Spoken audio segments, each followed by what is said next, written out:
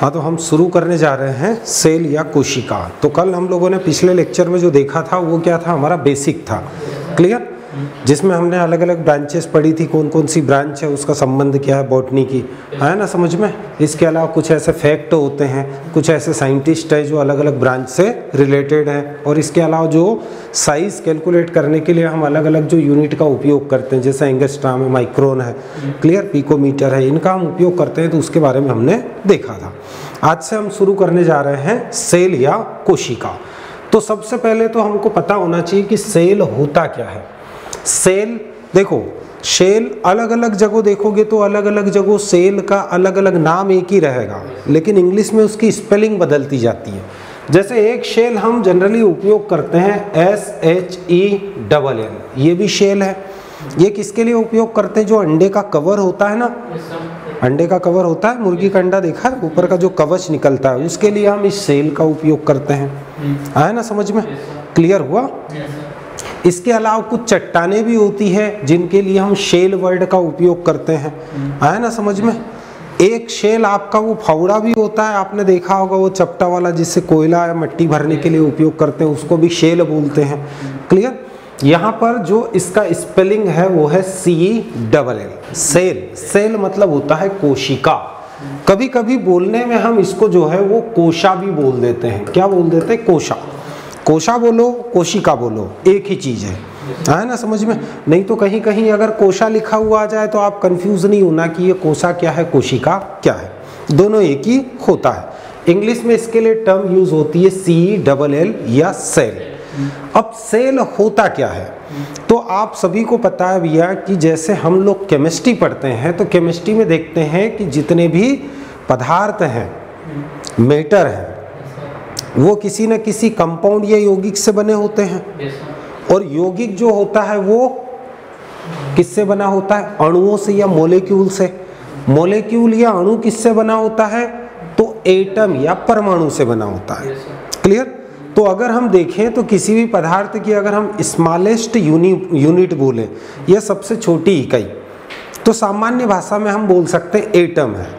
मतलब बहुत सारे एटम मिलकर ही कोई पदार्थ का निर्माण करते हैं। एटम से मॉलिक्यूल बनेगा, अणु बनेगा, मतलब परमाणु से अणु बनता है, अणु से यौगिक या कंपाउंड बनेगा, कंपाउंड से मैटर या पदार्थ बनता है ना समझ में। और पदार्थ जो हमको दिखाई दे रहा है, जैसे ये दीवार है, तो दीवार की भी स्मॉलेस्ट यूनिट अगर हम बोलेंगे तो वो क्या है? एटम है। क्या है? एटम, क्लियर हुआ केमिस्ट्री की भाषा में। तो ये किसके लिए हम जनरली यूज करते हैं? ये जो एबायोटिक ऑर्गेनिज्म है, जो निर्जीव है, जैसे पत्थर, उसमें कोई जीव नहीं है, दीवार निर्जीव है, टेबल कुर्सी निर्जीव है। इसके लिए हम क्या करते हैं? जब इसका केमिकल कंपोजिशन देखते हैं तो इसकी यूनिट क्या माना जाता है? एटम मानी जाती है, क्लियर। ऐसे ही अगर हम किसी बायोटिक ऑर्गेनिज्म को देखें या लिविंग ऑर्गेनिज्म को देखें या जीवित जीव को अगर देखें, तो चाहे वो पेड़ पौधे हों, चाहे पशु पक्षी हो, मनुष्य हो, कोई सा भी, चाहे छोटे से छोटा जीव हो, चाहे बड़ा से बड़ा जीव, चाहे वो पादप जगत का हो, चाहे जंतु जगत का, है ना समझ में। सभी की जो यूनिट होती है, स्ट्रक्चरल यूनिट, स्ट्रक्चरल मतलब संरचनात्मक इकाई, है ना समझ में। जैसे एक एग्जाम्पल के तौर पे अगर हम बोले कि भैया ये दीवार बनी है, तो इसको संरचना देने वाली यूनिट क्या है? ईंट है। एक एक ईंट मिलकर क्या बनी है? पूरी दीवार। फिर ये सभी दीवारें मिलकर क्या बना है? एक मकान बना है। और बहुत सारे मकान मिलकर क्या बना है? एक शहर बना है। तो शहर की अगर यूनिट हम बोलने जाएंगे तो क्या बोलेंगे? ईंट, है ना समझ। पूरे शहर की इकाई क्या हो गई? ईंट हो गई, क्लियर। ऐसे ही अगर हम किसी जीव के शरीर की बात करते हैं कि किसी भी जीव का जो बॉडी है, शरीर है, इस शरीर का जो स्ट्रक्चरल यूनिट होता है, मतलब संरचनात्मक इकाई, मतलब पूरा जीव, जैसे हम दिखने में, जैसे मैं ऐसा दिख रहा हूँ, लेकिन अगर मेरी बॉडी को अगर अलग अलग टुकड़ों में अगर तोड़ते आए तो आखिरी यूनिट क्या आएगी? सेल या कोशिका आएगी। ये कोशिकाएं मिलकर क्या बनती है? तो कोशिकाएं मिलाकर बनाती है ऊतक, जिसको टिश्यू कहा जाता है। और अनेक प्रकार के टिश्यू मिलकर बनाते हैं एक ऑर्गन, एक अंग, और सभी अंग मिलकर बनाते हैं शरीर। क्लियर हुआ? सेल, सेल से क्या बना? तो सेल से बना ऊतक, जिसको हम क्या बोलते हैं? टिश्यू बोलते हैं। आया ना समझ में? क्लियर? टिश्यू से क्या बनता है? टिश्यू मिलकर क्या बनाते हैं? तो ये मिलकर बनाएंगे अंग। जैसे ये उंगली बनी है तो बहुत सारे ऊतक मिलकर क्या बना दी? उंगली को बना दिया है। आया ना समझ में? फिर अंग मिलकर क्या बनाएंगे? अंग मिलकर बनाएंगे बॉडी या शरीर। आया ना समझ में? क्लियर हुआ? तो कुल मिला के ये बॉडी की यूनिट क्या है? सेल है, कोशिका है। आया ना समझ में? कि इस पूरे शरीर की जो संरचनात्मक इकाई है, स्ट्रक्चरल, वो क्या है? सेल है। ये तो क्लियर हो गया। दूसरा, किसी भी जीव का जो फंक्शनल यूनिट होता है, फंक्शनल मतलब कार्यात्मक, क्लियर, वो भी सेल ही है। हम जैसे खाना खाते हैं या सांस लेते हैं, खून बनता है, खून चारों ओर बॉडी में घूमता है, क्लियर। हम सोचते हैं, किसी चीज को याद रखते हैं। आया ना समझ में? किसी पुरानी चीज को देखने के बाद अचानक याद आ जाती है। ये सब क्या है? हमारे कार्य हैं, फंक्शन है, हमारी बॉडी के फंक्शन है। तो इन फंक्शंस की भी यूनिट सेल ही है। क्या है? सेल या कोशिका। मतलब हमारे शरीर को बनाने वाली भी कोशिका है, और जितने भी कार्य हमारे शरीर में हो रहे हैं, कोई ऐसा तो है नहीं कि भैया आपका जो किडनी है वो आपसे पूछेगा भैया पानी आया है छान दूं क्या इसको? पूछता है क्या? नहीं पूछता। अपने आप जैसे ही आपने कुछ खाया पिया, क्लियर, तो आपका जो ब्लड है वो घूमता हुआ जाएगा किडनी के पास, वहाँ से जो बोमेन सेल हैं, क्लियर, जिसको बोमेन ऊतक कहा जाता है, बोमेन कैप्सूल कहा जाता है, वहाँ अपने आप वो फिल्टर हो जाएगा। कहाँ? किडनी में। और खून को साफ करके वापस हार्ट के पास भेज देगा, और बाकी जो रॉ मटेरियल है, खराब पदार्थ है, वेस्ट मटेरियल है, उसको मूत्र के रूप में, यूरिन के रूप में क्या करेगा? मूत्र मार्ग से बाहर निकाल देगा। है ना समझ में? तो ये हमारा जो ये किडनी कर रहा है वो क्या कर रहा है? वो फिल्टर कर रहा है। किसको? ब्लड को। है ना समझ में? अगर किडनी खराब हो जाती है तो फिर डायलिसिस करना पड़ता है, क्लियर। जैसे मान लो किसी की किडनी खराब हो जाए तो उसको क्या डायलाइजर पर ले जाते हैं और डायलिसिस करते हैं, मतलब ब्लड को साफ करते हैं, क्लियर। क्योंकि वो काम किडनी का है, लेकिन किडनी खराब हो गई, अब वो गंदा खून अगर बॉडी में घूमेगा तो बहुत सारी बीमारियां, संक्रमण होगी और इंसान जल्दी मर जाएगा।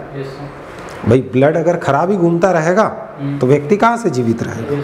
तो देखा होगा किसी की अगर किडनी खराब हो जाती है तो वो क्या होता है? जल्दी निकल जाता है। किसी की एक खराब हो जाती है तो दूसरी सपोर्ट कर देती है, मतलब दो किडनियों में से अगर एक भी जीवित है तो व्यक्ति जिंदा रहेगा, क्योंकि एक कर देगा फिल्टर। इसीलिए ऊपर वाले ने जानबूझ के आप दो किडनियाँ दी, बोले इंसान जो है थोड़ा डेंजर नेचर का है, क्लियर, ये खाने पीने में जो है ध्यान नहीं रखता, तो इसको एक काम करो, एक किडनी और दे दो। है ना समझ में? ताकि ये उठपटांग खाएगा तो अगर एक खराब हो गई तो दूसरी क्या है? वो सपोर्ट कर देगी। है ना समझ में? ऐसे ही हार्ट, तो हार्ट भी, अब हार्ट एक ही दिया है ऊपर वाले ने, क्लियर, क्योंकि एक ही दिया और ऐसा बनाया, बिल्कुल मजबूत बनाया कि जीवन भर धक धक करता रहेगा, कभी रुकेगा नहीं। है ना समझ में? इतना हार्ट बना दिया उसने, कहा इसका मैन्युफैक्चरिंग ही ऐसा कर दो, बिल्कुल ब्रांडेड हार्ट डाल दो इसको।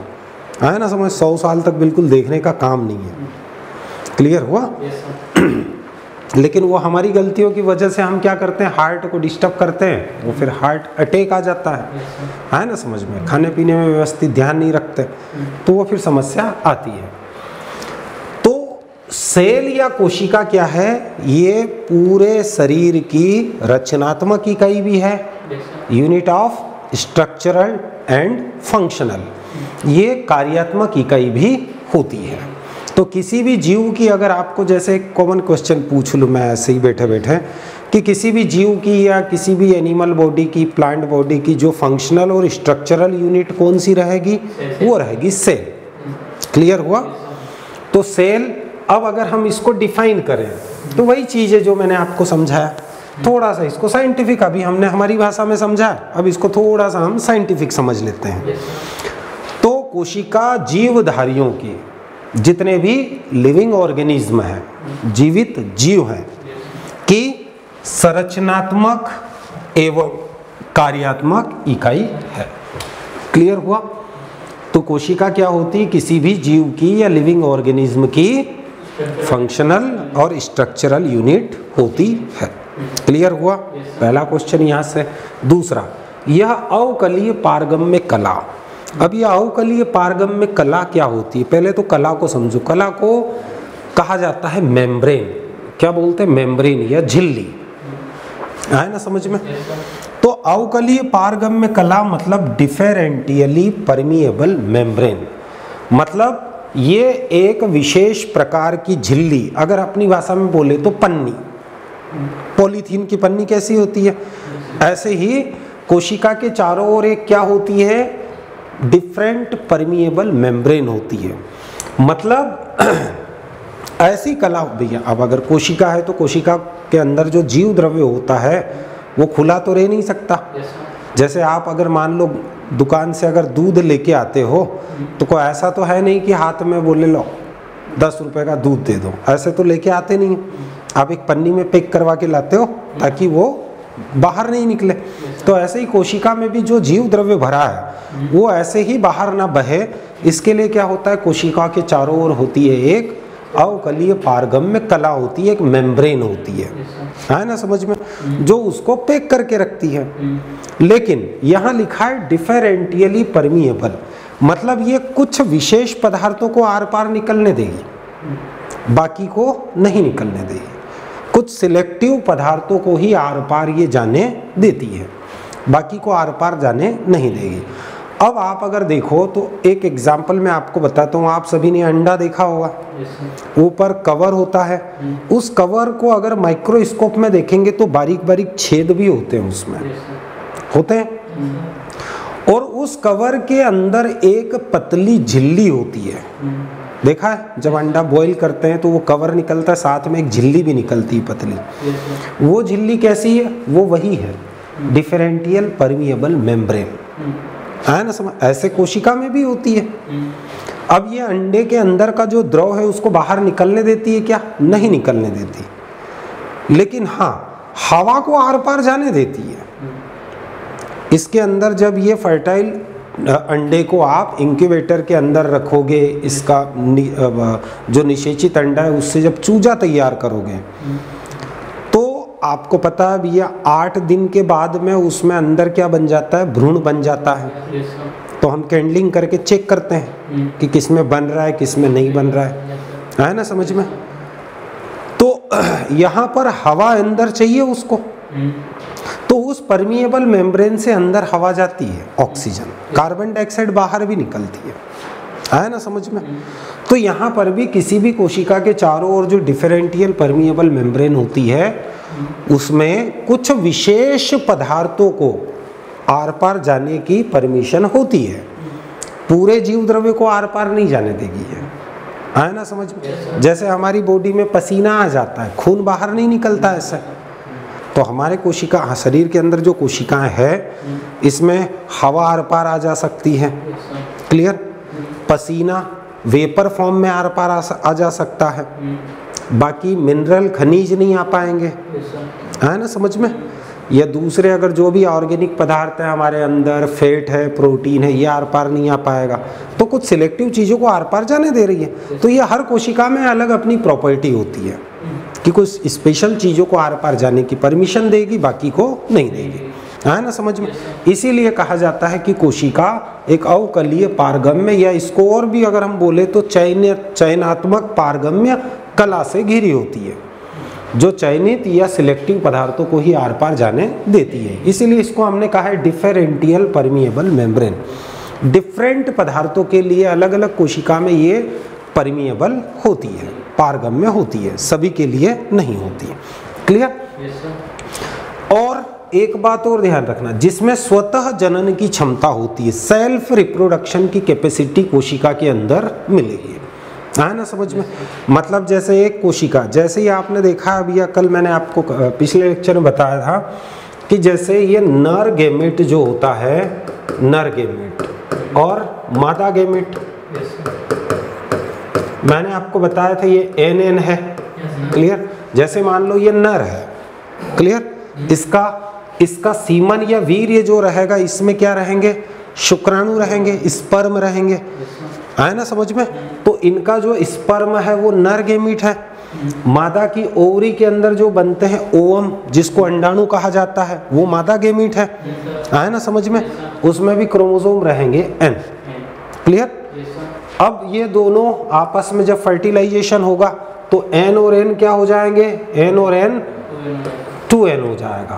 तो ये एक सेल बनी, बन गई एक सेल। अब ये पहली सेल बनी। अब आप देखते हो भैया, जैसे मनुष्य में 9 महीने बाद एक पूर्ण विकसित जीव पैदा होता है जिसमें इन्फिनिट नंबर्स ऑफ सेल्स होती है, असंख्य सेल होती है। तो सबसे पहले जब ये बना तब एक ही कोशिका थी। अब धीरे धीरे ये इसके अंदर क्या होगा, समसूत्री विभाजन, माइटोसिस सेल डिवीजन होगा, है ना समझ में। माइटोसिस सेल डिवीजन मतलब एक कोशिका से 2 कोशिकाएं बनेगी, 2n, फिर 2 से 4 बनेगी। ऐसे बनते बनते एक कोशिकाओं का गुच्छा बनेगा। फिर उस कोशिकाओं के गुच्छे में धीरे धीरे हाथ निकलना शुरू होंगे, पैर निकलना शुरू होंगे। फिर उन हाथ पैर जहाँ से निकल रहे फिर उनमें भी डिवीजन होगा, वो हाथों का निर्माण करेंगे, पैरों का निर्माण करेंगे, ऐसे सेल्स बढ़ती जाएगी। मतलब कोशिका के अंदर सेल्फ रिप्रोडक्शन की कैपेसिटी है ना समझ में। मतलब ऐसा नहीं कि कहीं और से जाके सेल को आप डिवीजन करवाना है, अपने आप कोशिका डिवीजन करेगी, विभाजित होगी और अपनी संतति को बढ़ाएगी, है ना समझ में। तो कोशिका में सेल्फ रिप्रोडक्शन की क्षमता होती है ना समझ में। जैसे एक से अपने आप ये सेल्फ रिप्रोडक्शन होके कितनी बन गई, 2 से कितनी बन जाएगी, 4 से ऐसे धीरे धीरे पूरा शरीर बन गया है कोशिकाओं का, है ना समझ में। तो इस चीज को ध्यान रखना। तो क्या क्या ध्यान रखना है, किसी भी जीव की रचनात्मक का कार्यात्मक इकाई क्या है, cell. Functional and structural unit of a organism is a cell, clear. फिर दूसरा, सेल जो होती है इसके चारों ओर ये अवकलीय पारगम्य कला या डिफरेंटियल परमिएबल मेम्ब्रेन से कवर्ड होती है, घिरी होती है ना समझ में। और इसमें सेल्फ रिप्रोडक्शन की कैपेसिटी होती है, क्लियर हुआ। ये है सेल की साइंटिफिक डेफिनेशन, क्लियर, ध्यान रखना। अब सेल के बारे में कुछ उसका इतिहास भी देखते हैं, क्यों, क्योंकि यहाँ से भी पूछा जाता है।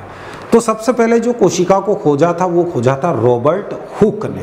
किसने खोजा था, रॉबर्ट हुक ने सबसे पहले सेल को डिस्कवर्ड किया था, क्लियर। कब, 1665 में। तो पहला क्वेश्चन यही पूछा जाता है, कोशिका की खोज किसने की। तो कोशिका की खोज अगर बोल दे, yes, discovered of cell by Robert Hooke in 1665। Robert Hooke ने सबसे पहले, अब ऐसा नहीं है कि इसके पहले लोगों ने कोशिका को नहीं देखा, हो सकता है किसी वैज्ञानिक ने हल्का फुल्का रिसर्च करके छोड़ दिया हो, क्लियर। पहले तो यही मान लेते हैं कि भैया ये शरीर बना है, भगवान ने बनाया, लेकिन विज्ञान भगवान को नहीं मानती, है ना समझ में। हम मानते हैं, विज्ञान नहीं मानती, है ना समझ में। विज्ञान को तो ऐसा लगता है कि भैया ये तो फेवरेबल कंडीशन है, पृथ्वी पे सूर्य से एक सही दूरी है और पृथ्वी सही जगह स्थित है, इसलिए यहाँ धीरे धीरे जो है जीव का विकास हुआ है। कोई भगवान जैसी ऐसी कोई चीज नहीं है, ये विज्ञान का कहना, क्लियर। विज्ञान बोलती है कि भैया अगर भगवान है तो प्रूफ करके बता दो, हम मान लेंगे, लेकिन प्रूफ कहाँ से करें। भगवान को प्रसन्न करना पड़ेगा तब वो आएंगे सामने, और इतना तपस्या कौन करे, है ना समझ में। वो रावण अलग चीज था तो उनने कर लिया, भोलेनाथ को प्रसन्न कर लिया, है ना समझ में। वो भागीरथ जी अलग थे तो उन्होंने गंगा जी को भी बुला लिया। अब आज का मानव थोड़ी कर सकता है, क्लियर। 4 घंटे की क्लास में व्यवस्थित नहीं बैठ सकता हो, सालों तपस्या कहाँ से करेगा, क्लियर।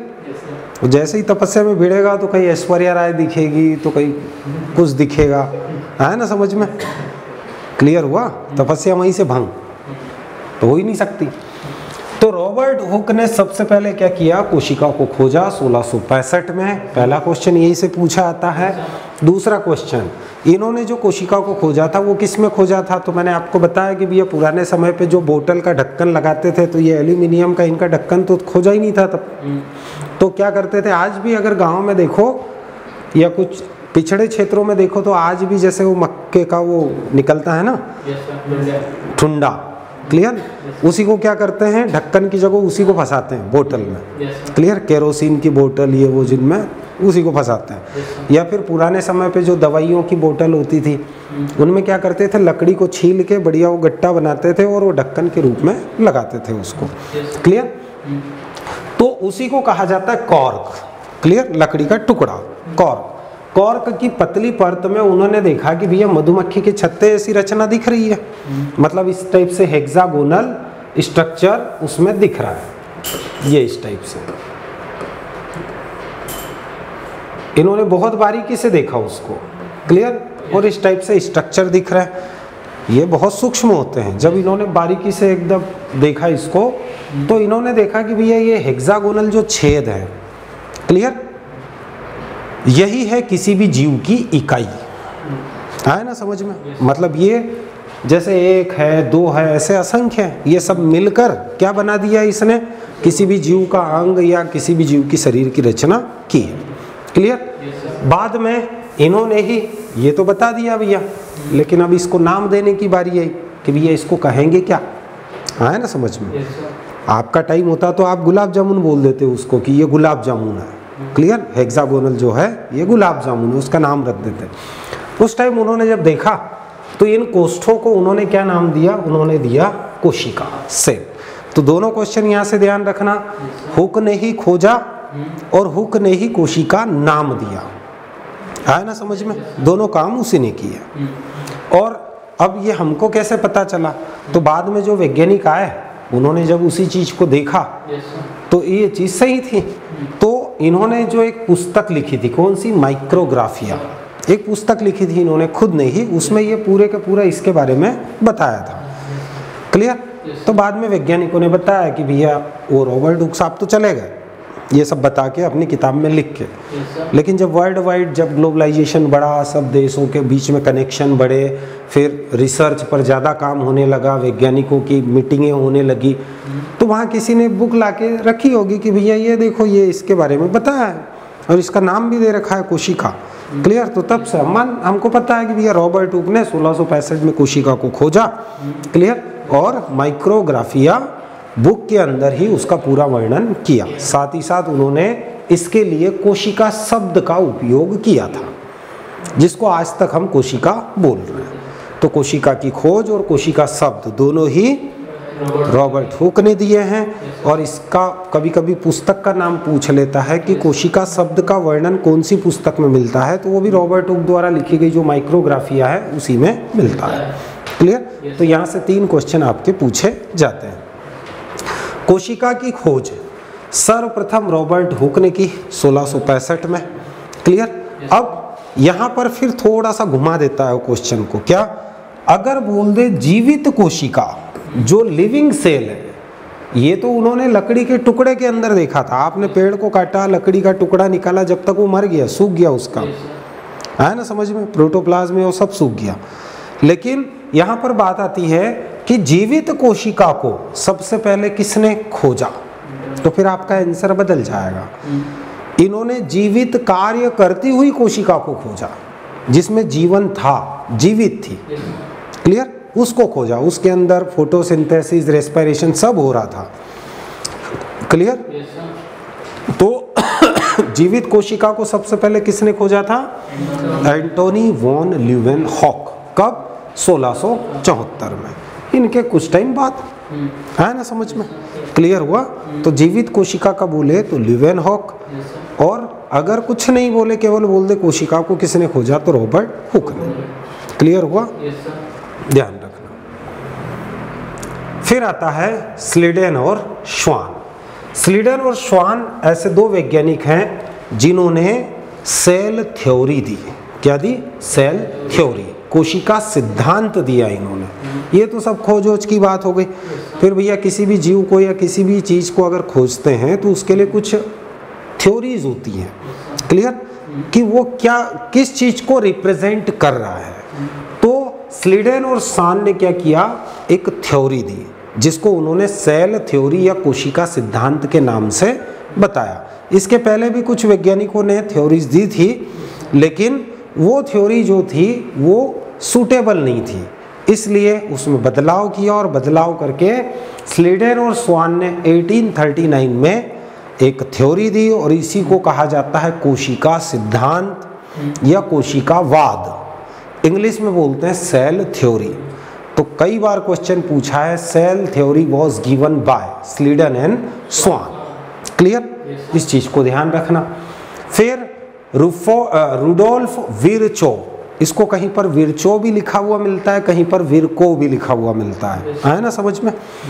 इन्होंने 1858 में कहा कि ओमनी सेलुला ई सेलुला, ये कई बार पूछा है, नीट में तो बहुत पूछता है, क्लियर, आपके पीएटी में भी एक दो बार ये क्वेश्चन पूछा है, आईसीआरसी पीएटी में खास कर ये पूछता है, क्लियर, बीएचयू में पूछता है। ओमनी सेलुला ई सेलुला किसके द्वारा सेंटेंस दिया गया है या किसने कहा? तो ओमनी सेलुला ई सेलुला का मतलब ये होता है, ये दिया गया विरचो के द्वारा, और इसका मतलब ये होता है, इन्होंने सीधा बोल दिया कि जितनी भी कोशिकाएं बनती है वो सभी कोशिकाएं एक ही कोशिका से बनेंगी। कैसे? अभी थोड़ी देर पहले मैंने आपको बताया था फर्टिलाइजेशन, एक कोशिका बनी थी 2n फर्टिलाइजेशन के बाद में जैसे हम जीव बने तो माता पिता के बीच में जो रिप्रोडक्शन हुआ उससे जो स्पर्म के द्वारा ओवम का जो फर्टिलाइजेशन हुआ तो सबसे पहली एक जाइगोट बना जिसको 2n सेल कहा। बाद में पूरा जीव बना उससे, तो पूरा जीव किससे बना? उसी एक ही सेल से बना हुआ है। वही सेल ने क्या किया? सेल डिवीजन किया और infinite numbers of cells formation किया और उसके बाद में वो जीव की उत्पत्ति हुई। तो किसी भी जीव की जो उत्पत्ति है वो एक ही कोशिका से होती है, आया ना समझ में? क्लियर हुआ? ऐसा नहीं कि कोई बहुत सारी कोशिका आएगी तब जाके वो जीव पैदा होगा, पहले एक ही कोशिका बनेगी। जैसे हमारी बात करें तो हम भी पैदा होने के पहले सबसे पहले एक ही कोशिका थे, आया ना समझ में? फिर धीरे धीरे माता के गर्भ में सेल डिवीजन होता गया और सेल डिवीजन होते होते पूर्ण शरीर बना और बाद में जन्म लिया। तो सबसे पहले तो एक ही सेल बने थे ना हम, कोशिका, आया ना समझ में? तो इन्होंने बताया कि सभी कोशिकाएं एक ही कोशिका से बनती है, क्लियर? इसको कहा जाता ओमनी सेलुला ई सेलुला। ये सेंटेंस जो है ये विरचो के द्वारा दिया गया था, ये भी पूछा गया है। अब आता है जो स्लीडन और स्वान ने जो सेल थ्योरी दी, वो सेल थ्योरी क्या कहती है? तो सेल थ्योरी जो स्लीडन और स्वान ने दी, उस सेल थ्योरी के अकॉर्डिंग क्या क्या, देखो पहला क्वेश्चन तो वही है, सेल थ्योरी किसके द्वारा दी गई? किसके द्वारा? स्लीडन और स्वान के द्वारा, क्लियर? इन्होंने कुछ बातें बताई अपनी थ्योरी में, क्लियर, जो कि सेल के फंक्शनल स्ट्रक्चरल को बढ़िया से डिफाइन करते हैं, आया ना समझ में? कैसे? तो पहला बात इन्होंने अपनी थ्योरी में बताई कि सभी जीवों का शरीर एक या अनेक कोशिकाओं से मिलकर बना होता है। जितने भी पृथ्वी पर जीव हैं, ऑर्गेनिज्म हैं, उनका शरीर या तो एक कोशिका का होगा या अनेक कोशिकाओं का होगा। आप बोलोगे सर एक या अनेक कैसे? तो पृथ्वी पर अगर हम according to numbers of cell या कोशिकाओं की संख्या के आधार पर अगर हम जीवों को क्लासिफाइड करें तो पृथ्वी पर दो प्रकार के जीव मिलते हैं, दो प्रकार के ऑर्गेनिज्म होते हैं। एक होते हैं यूनिसेलुलर और एक होते हैं मल्टी सेलुलर। यूनिसेलुलर मतलब एक कोशिकीय जीव, ऐसे जीव जो अपना पूरा जीवन एक ही कोशिका से चलाएंगे, आया ना समझ में? उनमें सेल डिवीजन नहीं होगा। एक कोशिका बन गई, फिर जितने भी साल वो जीवित रहेंगे उसी एक ही कोशिका से उनका पूरा जीवन चलेगा और मरने के बाद भी वो एक ही कोशिका रहेगी, वो मर जाएगी, आया ना समझ में? और एक होता है मल्टी सेलुलर, जिसको हम बोलते हैं बहुकोशिकीय। जैसे हम अगर हमारे बारे में बोलें तो हम मल्टी सेलुलर हैं, आया ना समझ में? कैसे मल्टी सेलुलर? क्योंकि हमारे जीवन को चलाने के लिए एक कोशिका काफ़ी नहीं है, असंख्य कोशिकाएं हमारी बॉडी में है जो अलग अलग कार्य करती है, आया ना समझ में? तो हम आएंगे मल्टी सेलुलर में। क्लियर हुआ? तो इन्होंने पहला सेंटेंस यही बताया कि सभी जीवों का जो शरीर होता है, बॉडी होता है, या तो वो एक कोशिका से बना होता है पूरा शरीर, या फिर अनेक कोशिकाओं से बना होता है। आगे हम पढ़ेंगे यूनिसेलुलर मल्टी सेलुलर ही पढ़ेंगे, है ना समझ में? तो पहली बात बताई इन्होंने। दूसरा, सेल थ्योरी के अंदर इन्होंने जो बताया कंसेप्ट क्लियर किया। दूसरा, कोशिका जीव के शरीर की मूलभूत इकाई है, बेसिक यूनिट है भैया। किसी भी जीव की जो बेसिक यूनिट है वो सेल ही है। एक्चुअल में हम कितने भी हवाबाजी कर लें, कितना भी हम सलमान खान टाइप का बॉडी बना ले, है ना समझ में, कितना भी ऐश्वर्या राय टाइप का मेकअप कर ले, लेकिन एक्चुअल में हमारे जीवन को चलाने का काम तो कोई और कर रहा है। कौन? वो हमारे शरीर के अंदर जो मौजूद है कोशिका, है ना समझ में? मतलब किसी भी जीव की जो शरीर की जो मूलभूत या बेसिक जो यूनिट है वो क्या है? वो है सेल है, कोशिका है। क्लियर हुआ? अगर कोशिका नहीं तो जीव नहीं, है ना समझ में? क्योंकि पहले कोशिका ही आती है, बाद में वो जीव बनता है ना समझ? अगर जैसे मान लो मैं एक पत्थर को बोलूं क्या इसमें जीवन है? नहीं है, क्योंकि उसके अंदर सेल नहीं है ना समझ में? हमारे अंदर जीवन है, क्यों? क्योंकि हमारे अंदर सेल है, कोशिका है ना समझ में? फिर थर्ड उन्होंने जो कंसेप्ट दिया वो दिया सभी नई कोशिकाएं पुरानी जीवित कोशिकाओं से ही बनती है। जितनी भी नई कोशिकाएं बन रही है वो पुरानी जीवित कोशिकाओं से ही बनेगी। जैसे पेड़ पर तने पर छाल निकलती है तो वो सूख कर मरी हुई कोशिकाएं बाहर फेंक देता है। अब ये मरी हुई कोशिकाएं मरने से पहले नई कोशिकाओं को पैदा करके जाती है, पहले पैदा करेगी, है ना समझ में? बाद में मर जाएगी, है ना समझ में? तो जो भी पुरानी नई कोशिकाएं हैं वो सभी पुरानी कोशिकाओं से ही उनका निर्माण होता है। क्लियर हुआ? इस चीज को ध्यान रखना। फिर जीवन संबंधी सभी क्रियाएं कोशिका में संपन्न होती है। जितनी भी हमारे जीवन में जितनी भी एक्टिविटीज हो रही है, हम बोल रहे हैं, खा रहे हैं, चल रहे हैं, फिर रहे हैं, सोच रहे हैं, समझ रहे हैं, हवाबाजी कर रहे हैं, ये सब क्या है? ये सब कोशिकाओं का ही खेल है ना समझ में? अगर सभी कोशिकाएं हड़ताल पे चले जाए तो यहीं लेट जाएगा। क्लियर हुआ ना? तो कोशिकाओं, हमारे शरीर में जो बदलाव हो रहा है, जो क्रियाएं हो रही है, जो एक्टिविटीज हो रही है, वो सब कोशिकाओं के कारण ही होती है। कोशिका गई कि हम भी कहाँ? शमशान घाट पहुंच गए। भाई कोशिका के अंदर जो प्रोटोप्लाज्म है उसके अंदर जो स्ट्रीमिंग है, थिरकन है, जब तक वो थिरकता रहेगा, कांपता रहेगा, तब तक हम जीवित हैं। जिस दिन प्रोटोप्लाज्म शांत हो गया, कांपना बंद कर दिया, उस दिन गए, 0 बटे सन्नाटा, है ना समझ में? तो ये जो हमारा जीवन है एक्चुअल में अगर हम देखें तो ये किसका जीवन है? कोशिका का जीवन है, हमारा जीवन नहीं है। क्लियर? लेकिन फिर भी हमको घमंड है ना समझ में, कि ये मेरा जीवन है। तूने मेरे को बोला तो बोला कैसे? हाँ, उठा के फेंक दूंगा मैं। क्लियर? लेकिन पता नहीं है कि भैया अंदर सेल्स है, वो रिएक्ट कर रही है। आप कुछ भी नहीं कर सकते अगर सेल्स नहीं हो तो। क्लियर? तो ये था सेल थ्योरी। किसने दिया? स्लीडन और स्वान ने। ध्यान रखना। तो ये 4 फैक्ट उन्होंने बताया सेल थ्योरी में। अब आता है प्रोटोप्लाज्म कोशिका भित्ति से घिरा होता है। अब एक बात और ध्यान रखना, आगे हम देखेंगे भैया, कोई सी भी जो सेल होती है, जैसे ये कोशिका है, ये कोशिका के अंदर जो होता है जिसके कारण हम जीवित हैं वो है प्रोटोप्लाज्म। क्या है? प्रोटोप्लाज्म। हिंदी में जिसको हम बोलते हैं जीव द्रव्य, आया ना समझ में। इसके अंदर प्रो जुड़ा हुआ है। क्या जुड़ा है? प्रो मतलब प्राचीन। यह पृथ्वी सबसे पहले बनी थी, जब जीव बना तो सबसे पहले प्रोटोप्लाज्म ही बना। प्रोटोप्लाज्म के बाद धीरे धीरे उसके चारों ओर सेल मेम्ब्रेन बनने लगी। आया ना समझ में। और इस प्रकार एक सेल अस्तित्व में आई।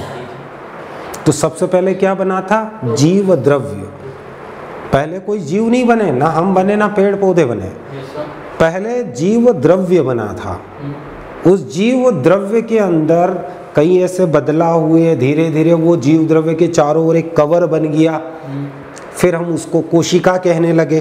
फिर बहुत सारी कोशिकाएं जुड़ी होगी, एक विशेष प्रकार का कोई जीव बना होगा, उस जीव से फिर म्यूटेशन हुआ होगा, अलग अलग जीव बने होंगे और ऐसे बहुत सारे जीव बन गए। है ना समझ में। तो प्रो मतलब प्राचीन, प्लाज्म मतलब द्रव। है ना समझ में। तो प्रोटोप्लाज्म जिसको हम बोलते हैं जीव द्रव्य, हिंदी में क्या बोलते हैं? जीव द्रव्य। तो प्रोटोप्लाज्म कोशिका भित्ति या सेल वॉल, किससे? सेल वॉल से घिरा होता है। ये अंदर जो पूरा का पूरा ये प्रोटोप्लाज्म, और चारों ओर से किससे घिरा है? ये सेल वॉल से घिरा होता है। जंतुओं के अंदर सेल वॉल नहीं होती, जैसे हम हैं, हमारे अंदर सेल वॉल नहीं है, कोशिका के चारों ओर सेल वॉल नहीं होती है। तो फिर क्या होती है? तो हमारे अंदर होती है प्लाज्मा मेम्ब्रेन। क्या होती है? Plasma membrane. पेड़ पौधों के अंदर कोशिका के चारों ओर सेल वॉल होती है, जिसको हिंदी में कोशिका भित्ति बोलते हैं। और जो जंतु जगत है, जंतु जगत के अंदर जो कोशिका होती है उसके अंदर जो प्रोटोप्लाज्म होता है, उस प्रोटोप्लाज्म के चारों ओर सेल वॉल की जगहों पर क्या होती है? हम बोल सकते हैं सेल मेम्ब्रेन या कोशिका कला या कोशिका झिल्ली। आया ना समझ में। ध्यान रखना, आगे पढ़ेंगे हम। कोशिका भित्ति में सूक्ष्म छिद्रों द्वारा धागे के रूप में कोशिका द्रव एक कोशिका से दूसरी कोशिका में प्रवेश करता है। इन पूल के समान रचनाओं को प्लाज्मोडेस्मेटा कहते हैं। मोस्ट आईएमपी कई बार आपको पूछा है, प्लाज्मोडेस्मेटा। क्लियर? मैंने आपको बोला ना, इंग्लिश की टर्म इंग्लिश में ही याद करनी पड़ेगी। क्यों? क्योंकि वो हिंदी इंग्लिश दोनों में प्लाज्मोडेस्मेटा ही लिखता है ना समझ में। ध्यान रखना। अब अगर हम देखें तो जो कोशिकाएं होती है, इन कोशिकाओं के पास, अब देखो कोशिकाएं पास पास सब चिपकी होती है एक दूसरे से। अब इन कोशिकाओं को आपस में क्या लेन देन भी करनी पड़ती है। ये कोशिकाएं हमारे जैसे नहीं है कि मेरी जेब में 100 रुपये मैं तुझे क्यों दूं, भले ही तेरे को ज़्यादा ज़रूरत है तो भी क्यों दूं। कोशिकाओं में ऐसा नहीं है।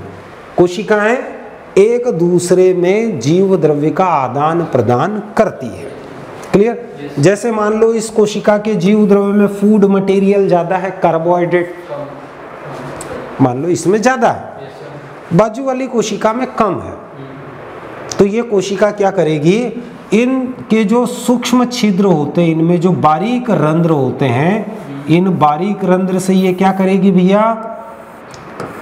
जीव द्रव्य का आदान प्रदान करेगी। ये जो बारीक छेद होते हैं इनमें, सेल वॉल के अंदर, सेल मेम्ब्रेन में भी होते हैं। तो जब ये एक कोशिका से दूसरी कोशिका में जीव द्रव्य जाता है, तब आपको ऐसा लगता है जैसे कि ये धागेनुमा रचना से जा रहा है। मतलब जाते समय आपको ऐसा लगता है जैसे ये धागेनुमा रचना के रूप में जा रहा है, मतलब इधर से उधर जाते समय। आपने कभी गौर किया है, जब आप एक ट्रांसपेरेंट कीप ले, कीप समझते हो, जब भी केरोसिन निकाला होगा कभी, और एक कांच की बोतल में आप केरोसिन डालें तो बहुत स्पीड से डालें ताकि जब भी पूरी भर जाए। नीचे निकलने की दर कम है, आपने बहुत एकदम से उड़ेल दिया, जब भी पूरी भर गई, अब धीरे धीरे नीचे जा रहा है। तो जब वो नीचे जाता है तो ऐसे गोल गोल घूमते जाता है, और नीचे नीचे जाते एकदम धागेनुमा बन जाता है। तो ये जीव द्रव्य भी गोल गोल जब घूमते हुए जाता है तो एक बारीक धागेनुमा रचना बन जाती है। इसी को कहा जाता है प्लाज्मोडेस्मेटा। तो क्वेश्चन क्या पूछता है यहाँ से पूछता है, दो कोशिकाओं के बीच में जीव द्रव्य का जो आदान प्रदान होता है, वो कौन सी संरचना के द्वारा होता है? क्या आएगा दिलीप? कौन सी संरचना के द्वारा होता है जीव द्रव्य का आदान प्रदान? धागेनुमा तो है, लेकिन उसका नाम क्या है? कालू सिंह, ये लिखा है। इस धागेनुमा रचना को क्या कहा जाता है? प्लाज्मोडेस्मेटा। क्लियर हुआ? ये दिखने में धागेनुमा दिखेगा आपको, है ना समझ में, लेकिन एक्चुअल में इस संरचना को क्या बोलते हैं? प्लाज्मोडेस्मेटा कहते हैं। क्लियर? तो ये क्वेश्चन अधिकतर पूछा आता है कि दो कोशिकाओं के बीच में जीव द्रव्य का जो आदान प्रदान होता है वो कौन सी संरचना के द्वारा होता है? तो वो होता है प्लाज्मोडेस्मेटा नामक संरचना के द्वारा। हो गया मेहता जी? क्लियर हो गया? सभी को हो रहा है ना भैया? क्लियर? तो ये क्वेश्चन आपको कई बार पूछा है, इसको घुमा घुमा के पूछता है। कभी कभी मैच द कॉलम में पूछ लेता है, कभी ये फिल इन द ब्लैंक में पूछ लेता है, लेकिन पूछता जरूर है। क्लियर? कभी कभी उल्टा पूछ लेता है। प्लाज्मोडेस्मेटा का कार्य क्या है? क्या कार्य है? दो कोशिकाओं के बीच में क्या करना? Exchange of protoplasm between two cells from small pores. छोटे छोटे छेद के द्वारा दो कोशिकाओं के बीच में जीव द्रव्य का आदान प्रदान करना। आया ना समझ में? इसी को कहा जाता है प्लाज्मोडेस्मेटा। क्लियर हुआ? ध्यान रखना। अब आगे देखते हैं उत्पत्ति के आधार पर कोशिकाओं के प्रकार, on the basis of origin. Clear? किस बेस पे? ओरिजिन के आधार पर, उत्पत्ति के आधार पर हम क्या करेंगे? यहाँ कोशिकाओं को बांटेंगे। तो ओरिजिन के आधार पर या उत्पत्ति के आधार पर अगर हम देखें तो सेल दो टाइप की होती है। कितने टाइप की? दो टाइप की। एक होती है प्रोकैरियोटिक सेल। प्रो बायो में जहां पर भी प्रो वर्ड आ जाए तो फट से समझना पुराना। आया ना समझ में? पुरानी चीज। यू आ जाए मतलब नई चीज। क्लियर हुआ? जैसे अगर बोल दूं भैया प्रोटोजोआ, एक संघ होता है प्रोटोजोआ जीवों का, तो प्रोटोजोआ मतलब पुराने जीव जो पृथ्वी पर सबसे पहले बने थे। अमीबा है, पैरामीशियम है, यूग्लिना है, सबसे पहले पानी में यही जीव बने थे।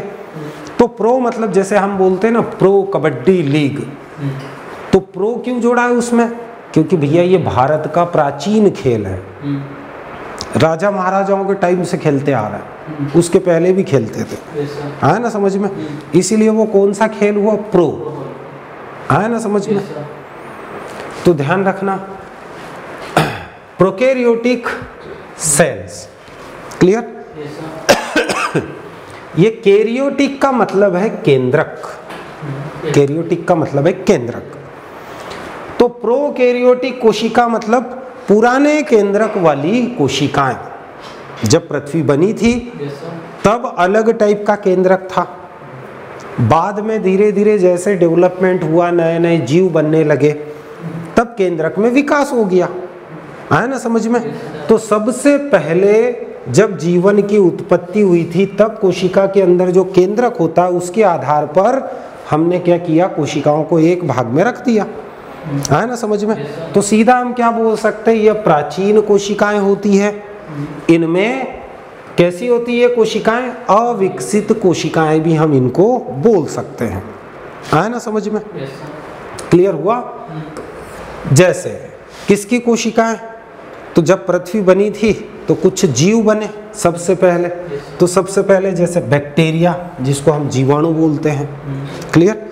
ये प्रोकैरियोटिक सेल होती है। जीवाणु क्या है? प्रोकैरियोटिक। फिर ऑर्चिया, ये भी जीवाणु वर्ग के ही कुछ विशेष प्रकार के जो बैक्टीरियाज होते हैं वो भी इसी में आते हैं, बैक्टीरिया के समान जीव। ऑर्चिया ये समुद्र के अंदर पाए जाते हैं मोस्टली। फिर साइनोबैक्टीरिया, साइनोबैक्टीरिया मतलब नीली हरी शैवाल। क्लियर? सबसे पहले पृथ्वी पर ये बने थे। क्लियर हुआ? तो इनको हम क्या कहेंगे, इनकी कोशिकाओं को हम क्या कहेंगे, प्रोकैरियोटिक सेल्स कहेंगे। क्यों? क्योंकि इनमें पुराना केंद्रक होता है, पुराने टाइप का। जैसे आज अगर मान लो आप गाड़ी लेने जाओ, मोटरसाइकिल, आज बिना कार्बोरेटर की नई गाड़ी आ रही है, क्लियर, ये नए प्रकार की है। अगर पुरानी गाड़ी लेने जाओ, कार्बोरेटर वाली, स्ट्रक्चर अलग रहेगा, कंप्लीटली डेवलप्ड नहीं है, धुआं ज़्यादा देगी, साउंड ज़्यादा देगी। आज हमने और उसमें विकास कर लिया, तो ऐसी गाड़ियाँ बना दी बिल्कुल पानी जैसी, आवाज़ ही नहीं करती, है ना समझ में, धुआं ही नहीं देती, इस टाइप की गाड़ियाँ बना ली है।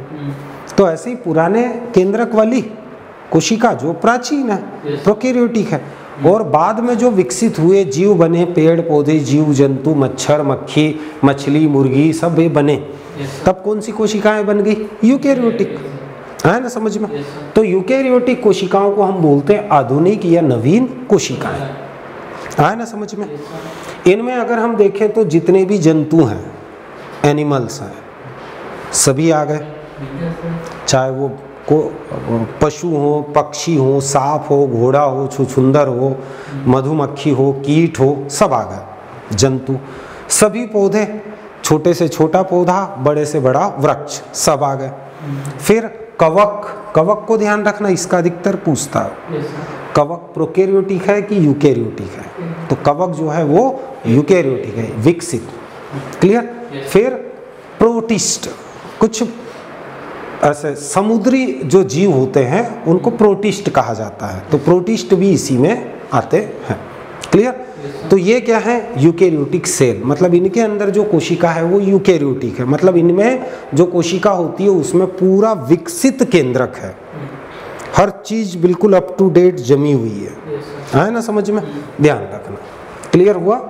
तो उत्पत्ति के आधार पर हमने कोशिकाओं को क्या किया है, दो भागों में बांटा है, प्रोकैरियोटिक और यूकैरियोटिक, क्लियर। जहां समझ में नहीं आया ना वहां पूछ लिया करो, बिना हिचक के, है ना समझ में। अब प्रोकैरियोटिक और यूकैरियोटिक कोशिकाओं की तुलना, इनका हम कंपैरिजन करते हैं। तो कंपैरिजन में सबसे पहले हम देखते हैं कोशिका द्रव, जिसको हम बोलते हैं साइटोप्लाज्म, साइटोप्लाज्म। अब देखो प्रोकैरियोटिक में साइटोप्लाज्म कैसा होता है। अब साइटोप्लाज्म क्या होता है, कोशिका भित्ति के अंदर, कहाँ पर, कोशिका भित्ति के अंदर, और ये केंद्रक है, क्लियर। ये सेल वॉल है आपकी, जिसको हम क्या बोलते हैं, कोशा भित्ति, क्लियर। और ये है आपकी केंद्रक कला, जिसको हम न्यूक्लियर मेम्ब्रेन कहते हैं।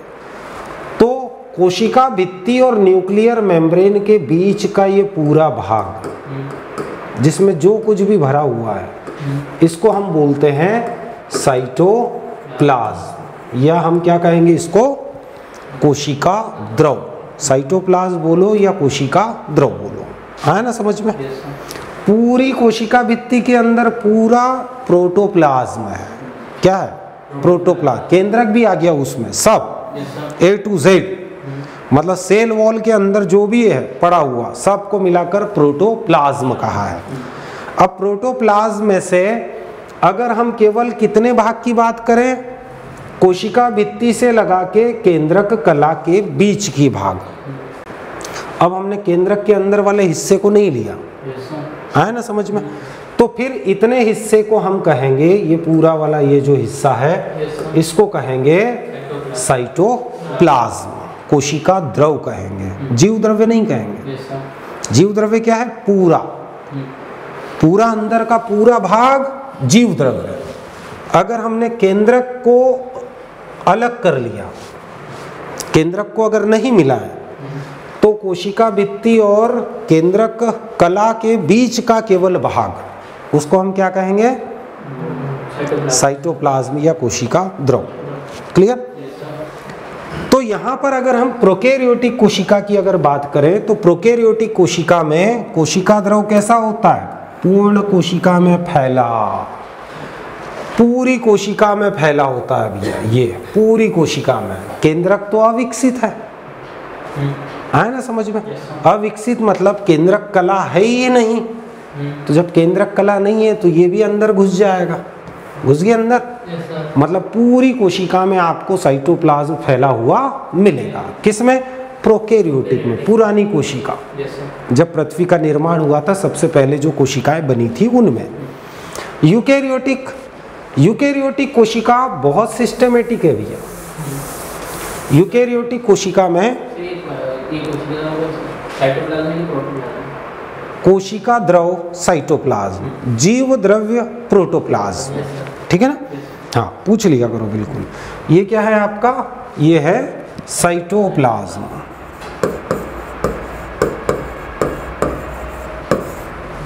क्लियर? हाँ। अब जो यूकैरियोटिक कोशा है, सेल है, इनमें अगर हम देखें किसकी बात करें, साइटोप्लाज्म की, कोशिका द्रव की बात करें तो बहुत सिस्टमेटिक है। केंद्रक कला मतलब न्यूक्लियर मेम्ब्रेन, और कोशिका कला या कोशिका भित्ति बोलो। जंतु है तो कोशिका कला, पादप है तो कोशिका भित्ति। ये कोशिका भित्ति और ये केंद्रक कला, इसमें बिल्कुल बटा हुआ है। इसके बीच का भाग ही क्या कहलाएगा? कोशिका द्रव कहलाएगा, क्योंकि इसमें विकसित केंद्रक है भैया। केंद्रक वेल डेवलप्ड है, मतलब केंद्रक कला है तो केंद्रक अलग रहेगा। और कोशिका द्रव कोशिका भित्ति से लगा के केंद्रक कला के बीच वाला ये जो हिस्सा है, इसको हम कहेंगे साइटोप्लाज्म। क्लियर हुआ? अंदर केंद्रक में नहीं गया ये, इसमें केंद्रक कला नहीं थी तो ये द्रव भी कहाँ घुस गया था? अंदर। आया ना समझ में? इसमें केंद्रक कला है तो कोशिका द्रव कहाँ तक मिलेगा आपको? सेल मेम्ब्रेन या सेल वॉल से न्यूक्लियर मेम्ब्रेन या केंद्रक कला तक फैला हुआ मिलेगा, मतलब इसके बीच में मिलेगा, अंदर नहीं मिलेगा। ठीक है? क्लियर हो गया? First difference. नेक्स्ट अगर हम देखें दूसरा, क्लियर? दूसरा जो है केंद्रक। अब यहां से सबसे ज्यादा क्वेश्चन आता है आपको, प्रोकैरियोटिक कोशिका के अंदर कैसा केंद्रक होता है? न्यूक्लियस। और यूकैरियोटिक के अंदर कैसा केंद्रक या न्यूक्लियस होता है? तो प्रोकैरियोटिक के अंदर जो केंद्रक या न्यूक्लियस जो है वो किस टाइप से है? तो अविकसित केंद्रक है, अनडेवलप्ड। कैसा है? अनडेवलप्ड, अविकसित। कारण बताऊंगा क्यों। और यूकैरियोटिक मतलब आज की जो नई कोशिकाएं हैं जो सभी जीवों के अंदर मिलती है, उनमें कैसा है? वेल डेवलप्ड न्यूक्लियस, पूर्ण विकसित केंद्रक है, मतलब हर चीज है उसमें जो होनी चाहिए। क्लियर? समझ में आया ना? ध्यान रख। तो क्या क्या है जिसके कारण हमने बोला अविकसित केंद्रक? तो देखो, ये कोशिका के अंदर ये केंद्रक, और केंद्रक के अंदर होती है केंद्रिका। क्या होती है? केंद्रिका, जिसको न्यूक्लियोलस बोलते हैं। ये न्यूक्लियस, इसके अंदर न्यूक्लियोलस, केंद्रिका। क्लियर? अब यहां पर अगर हम केंद्रक की बात करें तो समझना इसको आप। अविकसित केंद्रक मतलब केंद्रक कला अनुपस्थित। ये जो केंद्रक कला है, न्यूक्लियस मेम्ब्रेन, ये एब्सेंट है भैया। किसमें? प्रोकैरियोटिक में। क्लियर? और क्या दिक्कत है जिसके लिए हमने इसको अनडेवलप्ड बोला है? केंद्रिका अनुपस्थित। ये जो सेंटर में केंद्रिका दिख रही है ये भी एब्सेंट है, ये भी नहीं है। किसमें? पुरानी कोशिकाओं का जो केंद्रक है उसमें। फिर डीएनए हिस्टोन प्रोटीन रहित, इसमें जो डीएनए है, क्लियर? इस डीएनए में हिस्टोन प्रोटीन नहीं है। डीएनए तो है लेकिन उसमें हिस्टोन प्रोटीन नहीं है जो होना चाहिए। ये भी चीज एब्सेंट है। क्या? डीएनए तो है लेकिन हिस्टोन प्रोटीन नहीं है उसके साथ, जो कि एक प्रकार की क्षारीय या बेसिक प्रोटीन होती है। और डीएनए वलयाकार है, सर्कुलर डीएनए है, कुंडलित। वैसे डीएनए हमारे अंदर इस टाइप का है, क्लियर? लाइनर, रेखीय है। लेकिन इसमें अगर हम डीएनए की बात करें तो डीएनए कैसा है, कुंडलित है, ऐसा सर्कुलेट है, इस टाइप से। आया ना समझ में? तो इसीलिए हमने इसको क्या कहा, अनडेवलप्ड न्यूक्लियस, अविकसित केंद्रक। किसमें? प्रोकैरियोटिक में। क्लियर हुआ? आप लोगों को भी क्लियर हो रहा है मेहता जी, पटेल जी? कुछ पूछना है? पूछना हो तो बिल्कुल चैट सेक्शन में डाल दिया करो। क्लियर हुआ? अब यही चीज आपको इधर भी समझना है, जो इधर एब्सेंट है वो सब इधर प्रेजेंट है, इसीलिए ये कैसा हो गया, विकसित। आया ना समझ में? जैसे एक पुरानी गाड़ी है, उसमें कुछ नहीं है, एस्केलेटर खींचो दौड़ती जाएगी, ना गियर है, कुछ नहीं है, ना हॉर्न है, कुछ नहीं है, तो वो है अविकसित। अब एक गाड़ी और उसमें काम करते करते और एक बढ़िया अच्छी डेवलप्ड गाड़ी बनाई है। आया ना समझ में? और बढ़िया एकदम सिस्टमेटिक है, ब्रेक है, क्लच है, बिल्कुल गियर है, 5-6 गियर है, हॉर्न है अलग अलग साउंड वाले। क्लियर? सब चीज़ें अप टू डेट है। ये कैसी हो गई, वेल डेवलप्ड। भाई गाड़ी तो वो भी चल रही थी जिसमें गियर नहीं थे, लूना टाइप की थी ना, लेकिन फिर इंजन में बदलाव किया और बढ़िया और क्या बना दी, पल्सर। ये क्या हो गई, वेल डेवलप्ड। भाई ऐसा नहीं कि उसमें पहिए नहीं थे, इंजन नहीं था, लेकिन वो वेल डेवलप्ड नहीं था। अब यहाँ पूरा डेवलप्ड हो गया। क्लियर हुआ? तो इसको आप बोल सकते हो लूना, और ये है आपका पल्सर। है ना समझ में? इसमें पूर्ण विकसित केंद्रक कला उपस्थित, ये केंद्रक के चारों ओर की कला है। फिर केंद्रिका उपस्थित, ये न्यूक्लियोलस जो है ये भी है। फिर डीएनए हिस्टोन प्रोटीन युक्त, मतलब इसमें जो डीएनए है वो हिस्टोन प्रोटीन वाला है ना समझ में? और डीएनए रेखीय है, मतलब डीएनए जो है वो कैसा है, ऐसा स्ट्रैंड वाला है ना समझ में? सर्कुलेट नहीं है। तो ये है हमारी यूकेरियोटिक कोशिका का केंद्र। क्लियर हो गया? 99% अगर जब भी प्रोकैरियोटिक यूकेरियोटिक से क्वेश्चन आता है तो इसी में से आता है, और अधिकतर जो पूछता है वो ये दो वाले पॉइंट ज़्यादा पूछता है। क्लियर? प्रोकैरियोटिक की अपेक्षा यूकेरियोटिक में जो डीएनए होता है उसमें कौन सी चीज़ अनुपस्थित होती है, तो यूकेरियोटिक की अपेक्षा जो प्रोकैरियोटिक होती है उनमें हिस्टोन प्रोटीन नहीं होती है। किस प्रकार का डीएनए है ये, सर्कुलेट। क्लियर? और ये कैसा है, रेखीय है। आया समझ में? यहाँ से 99% क्वेश्चन आता है। फिर आता है कुछ कोशिका अंग, जो सेल ऑर्गेनेल्स होते हैं। कोशिका में कुछ अंग भी होते हैं, जैसे हमारा शरीर है, हमारे शरीर में उंगलियां, हाथ, मुंह, नाक, कान सब है। ऐसे यहाँ पर भी अगर देखो तो कुछ कोशिकांग होते हैं। क्लियर? जैसे गोल्जी को, जिसको हम गोल्जी बॉडी बोलते हैं, पढ़ा होगा 8th 9th में भी पढ़ा होगा, 9th 10th में भी पढ़ा होगा ना, कि नहीं पढ़ा है? Golgi body. फिर ER मतलब एंडोप्लाज्मिक रेटिकुलम। क्लियर? जिसको अंतःप्रदेवी जालिका बोलते हैं। वो सब हम एक एक डिस्कस करेंगे। अभी तो मैं अंतर बता रहा हूँ आपको, अभी हम सेल के बेसिक से जा रहे हैं, फिर एक एक अंग को पढ़ेंगे, गोल्जी काय भी पढ़ेंगे पूरा डिटेल में, ER क्या होता है वो भी पढ़ेंगे। क्लियर? फिर लवक, जिसको प्लास्टिड कहा जाता है, क्या बोलते हैं, प्लास्टिड। फिर माइटोकॉन्ड्रिया, जिसको हम कोशिका का पावर हाउस बोलते हैं, ऊर्जा घर। रिक्तिका, जिसको वैक्यूल कहा जाता है। क्लियर? फिर लाइसोसोम। क्लियर? जिसको आत्महत्या की थैली बोलते हैं, सुसाइडल बैग कहा जाता है। और भी बहुत सारे कोशिकांग हैं जो लिखे नहीं है यहाँ, आदि कर दिया है, एटसेट्रा। तो ये सभी कोशिकांग प्रोकैरियोटिक मतलब प्राचीन कोशिका जो थी ना उसमें एब्सेंट, ये नहीं है। लेकिन आज जो नई कोशिकाएं हैं जीव जंतुओं के अंदर, उनमें ये सभी चीजें हैं। क्लियर हुआ? ध्यान रखना। फिर कोशिका विभाजन, सेल डिवीजन। जो पुरानी कोशिकाएं हैं उनमें जो कोशिका विभाजन होता है, सेल डिवीजन होता है, मतलब कोशिकाओं की संख्या जो बढ़ती है वो कैसे बढ़ती है, तो एमाइटोटिक डिवीजन के द्वारा या असूत्री विभाजन के द्वारा। असूत्री क्या होता है? ये जैसे मान लो ये कोशिका है, ये केंद्रक है, क्लियर, ये कहीं से भी टूट कर टुकड़ा अलग हो जाएगा, नई कोशिका बन जाएगी, ये आगे हम पढ़ेंगे। अभी तो केवल इतना ध्यान रखो कि असूत्री विभाजन के द्वारा प्रोकैरियोटिक कोशिकाओं में सेल डिवीजन होता है, क्लियर, ध्यान रखना। और यूकैरियोटिक के अंदर जो सेल डिवीजन होता है, कोशिकाओं की संख्या जो बढ़ती है वो किसके द्वारा बढ़ती है? समसूत्री और अर्धसूत्री विभाजन के द्वारा, क्लियर।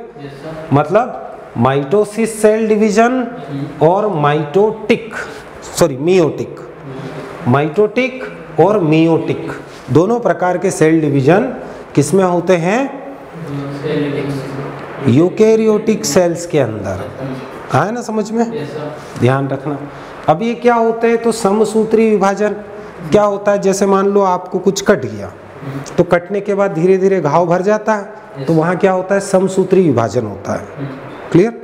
कभी किसी का एक्सीडेंट होता है, ये उंगली कट जाती है, बाद में धीरे धीरे घाव बन के वो पूरा पैक हो जाता है, तो वहाँ लगातार फिर कोशिकाएं नहीं बनती है, तो वहाँ समसूत्री विभाजन होता है, क्लियर।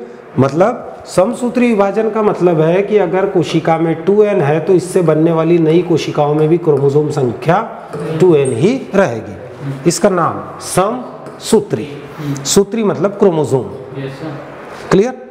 अगर यहाँ क्रोमोसोम 2n बराबर 20 है तो इनमें भी 20-20 समसूत्र, क्लियर। जो सूत्र या जो धागे या थ्रेड्स हैं वो बराबर रहेंगे संतति कोशिका में, क्लियर। अर्धसूत्री विभाजन ये जनन अंग में होती है। जनन अंग मतलब जो रिप्रोडक्टिव ऑर्गेनल्स होते हैं, चाहे पेड़ पौधों के हो चाहे जीव जंतुओं के। जैसे नर में जो स्पर्म बनता है, क्या बनता है? स्पर्म, शुक्राणु, वो अर्धसूत्री विभाजन से बनता है। अर्धसूत्री मतलब जैसे 2n कोशिका है, इससे अगर स्पर्म बनेगा तो वो बनेगा n और n, अर्ध आधा हो गया, सूत्र आधे हो गए। जैसे 2n बराबर 20 था तो इसमें कितने हो जाएंगे? 10-10। तो समसूत्री विभाजन, अर्धसूत्री विभाजन दोनों प्रकार के जो सेल डिवीजन है वो आपको यूकैरियोटिक सेल्स के अंदर देखने को मिलता है। जबकि इधर जो मिलता है वो एमाइटोटिक डिवीजन होता है। एमाइटोटिक मतलब यहाँ प्रॉपर तरीके से कोई डिवीजन नहीं होता है, कोई सा भी टुकड़ा टूटा वो एक अलग सेल बन जाएगा। है ना समझ में? ध्यान रखना। फिर नेक्स्ट अगर हम देखें श्वसन अंग, रेस्पिरेटरी सिस्टम, जो प्रोकैरियोटिक कोशिका है, ये दो क्वेश्चन अधिकतर दो क्या ये तीनों पूछता है, क्लियर। जो श्वसन अंग है जिसको हम बोलते हैं रेस्पिरेटरी सिस्टम, तो सीधी सी बात है भैया, जो पुरानी कोशिकाएं थी प्राचीन, उनमें तो माइटोकॉन्ड्रिया है नहीं। क्यों नहीं है? हम लोग पढ़ चुके हैं, अभी पढ़ा था ना आपने, देखो ये एब्सेंट है माइटोकॉन्ड्रिया, है ना, अनुपस्थित। तो अब वैसे श्वसन कहाँ होता है? माइटोकॉन्ड्रिया में। श्वसन कौन से कोशिकांग में होता है? माइटोकॉन्ड्रिया में होता है। अब यहाँ तो है ही नहीं माइटोकॉन्ड्रिया, तो फिर श्वसन कहाँ होगा? तो इनमें जो श्वसन होता है वो कोशिका झिल्ली में होता है, सेल मेम्ब्रेन, अलग से कोई कोशिकांग नहीं है। जो सेल मेम्ब्रेन है कोशिका को चारों ओर घेर के रखती है, वही श्वसन का काम भी कर लेगी। और श्वसन से क्या मिलती है? ऊर्जा, क्लियर। लेकिन यूकैरियोटिक सेल की जब हम बात करें तो यूकैरियोटिक सेल के अंदर, कोशिका के अंदर स्पेशली एक ऑर्गेनल है जो कोशिका द्रव में होता है, साइटोप्लाज्म में होता है, उसका नाम है माइटोकॉन्ड्रिया। इसमें श्वसन होगा, किसमें? जो यूकैरियोटिक सेल्स है उनमें, विकसित कोशिकाओं में, क्लियर। फिर प्रकाश संश्लेषण, तो प्रकाश संश्लेषी अंग, तो इनमें हमने पढ़ा लवक तो होता ही नहीं है। लवक मतलब उसके अंदर ही आता है क्लोरोप्लास्ट, वो होता ही नहीं है। तो जब होता नहीं है तो फिर इसमें कहाँ होगा प्रकाश संश्लेषण? तो इनमें होगा आंतरिक झिल्लियों में। जो कोशिका के अंदर जो इंटरनल मेम्ब्रेन्स होती है उनमें प्रकाश संश्लेषण की क्रियाएं होती है, अलग से कोई अंग नहीं है, क्लियर। लेकिन जो यूकैरियोटिक सेल्स है इनमें अलग से अंग है, कौन सा? क्लोरोप्लास्ट, जिसमें कि प्रकाश संश्लेषण की क्रिया होती है। आया समझ में? ध्यान रखना। फिर राइबोसोम की बात अगर हम करें तो राइबोसोम जो है प्रोकैरियोटिक, जो प्राचीन कोशिकाएं थी उनमें केवल कौन सा राइबोसोम मिलता है? 70S राइबोसोम होता है। आप बोलोगे सर एस क्या है? तो एस आगे हम पढ़ेंगे। ये इसका अवसादन गुणांक होता है, सेडिमेंट कोएफिशिएंट होता है, जो कि स्वेटबर्ग नामक वैज्ञानिकों ने खोजा था।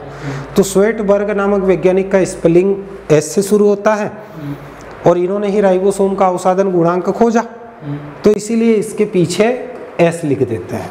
है ना समझ में? तो 70S राइबोसोम केवल आपको मिलता है प्रोकैरियोटिक सेल में। क्लियर? लेकिन यूकैरियोटिक सेल के अंदर आपको 70S राइबोसोम भी मिलता है और 80S राइबोसोम भी मिलता है, दोनों मिलते हैं। क्लियर हुआ? आगे हम पढ़ेंगे कहाँ पर मिलते हैं। फिर आता है कोशिका भित्ति, जिसको कहा जाता है सेल वॉल। तो सेल वॉल, इसके अंदर क्या आते हैं? अभी थोड़ी देर पहले हमने देखा बैक्टीरिया और नीली हरी शैवाल, दो तो याद है आपको, आते हैं ना प्रोकैरियोट्स में। तो प्रोकैरियोट्स में जो आते हैं उनकी जो कोशिका भित्ति बनी होती है, मोस्ट IMP क्लियर क्वेश्चन पूछता है बैक्टीरिया, क्लियर, और BGA, इन दोनों की जो सेल वॉल है, ये निम्न वर्ग के पौधे हैं। क्या है? पौधे हैं। इनकी जो सेल वॉल होती है कोशिका भित्ति, ये किसकी बनी होती है? पेप्टिडो ग्लाइकॉन की बनी होती है ना समझ में? लेकिन इधर अगर हम आ जाएं, किधर? यूकैरियोट्स में, तो यूकैरियोट्स में पॉलीसेकेराइड जैसे सेलुलोज की बनी होती है, लेकिन एक कवक भी है भैया यूकैरियोट्स में। तो कवक में बनी होती है काइटिन की। क्लियर हुआ? तो इधर अगर हम बोले तो पेप्टिडोग्लाइकॉन की जो सेल वॉल वो बैक्टीरिया और नीली हरी शैवाल में आपको मिलती है, जो कि प्रोकैरियोट्स हैं। और यूकैरियोट्स जिनमें कि पॉलीसेकेराइड्स में आपका काइटिन भी आता है, सेलुलोज भी आता है। तो जनरली तो कोशिका भित्ति बनी होती है सेलुलोज की, ये सभी पेड़ पौधे जो हम देख रहे हैं इनमें। लेकिन जो काइटिन है ये थोड़ा एक्सेप्शन है, अपवाद है। तो काइटिन की कोशिका भित्ति बनी होती है, कवक की कोशिका भित्ति बनी होती है काइटिन की। क्लियर हुआ? ये ध्यान रखना। फिर कशाभिका या फ्लैजेलम, तो अभी तो केवल समझ लो कि 9+2 व्यवस्था नहीं होती, आगे हम पढ़ेंगे इसको, तो वहाँ जब पूरा डिटेल में समझोगे तब समझ में आएगा। तो यहाँ उस टाइम में बताऊंगा कि हम लोगों ने वहाँ पढ़ा था। तो इसमें 9+2 व्यवस्था नहीं होती, और इसमें अगर हम देखें फ्लैजेलम या कशाभिका की 9+2 व्यवस्था होती है। ये वाला क्वेश्चन शायद आपको 2018 में पूछा था। क्लियर? 9+2 व्यवस्था किस में नहीं होती है? प्रोकैरियोट्स में, यूकैरियोट्स में, दोनों में और दोनों में नहीं। तो आंसर क्या था उसका? प्रोकैरियोट्स में। क्लियर? ध्यान रखना। फिर लैंगिक जनन, जो सेक्सुअल रिप्रोडक्शन होता है, तो सेक्सुअल रिप्रोडक्शन किस में होगा? जिसमें नर और मादा अंग होंगे। क्लियर? तो इनमें तो नर मादा अंग होते ही नहीं है अलग अलग, तो इनमें नहीं होगा। क्लियर? लेकिन इनमें आप अगर देखते हैं तो पोलिनेशन होता है फूल में, नर और मादा गेमेट। मनुष्य अगर है तो इनमें भी क्या होता है? नर और मादा के बीच में क्रॉस होता है ना समझ में? तो इनमें लैंगिक जनन होता है। क्लियर हुआ? तो ये हमने पढ़ा है प्रोकैरियोटिक और यूकैरियोटिक सेल्स। क्लियर हुआ कि नहीं आया समझ में? आप लोगों को क्लियर हुआ भैया? बताइए। मेहता जी।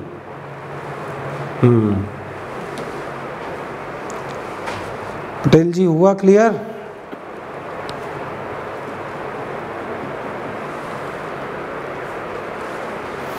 चलो अब हम देखते हैं बनावट के आधार पर कोशिकाएं। तो अब देखो, हमने प्रोकैरियोटिक पढ़ा, यूकैरियोटिक पढ़ा, पढ़ लिया इतना।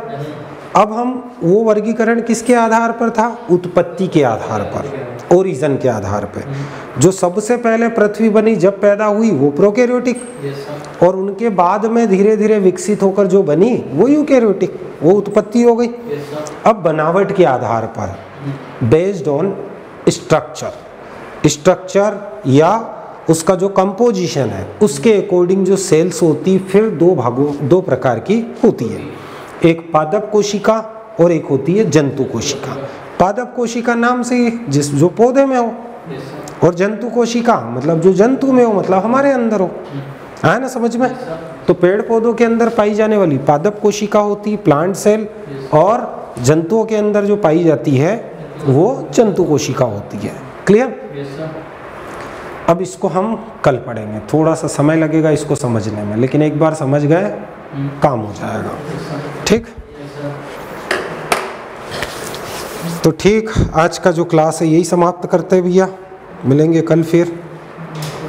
समझ में आ गया ना आज का पूरा? दिलीप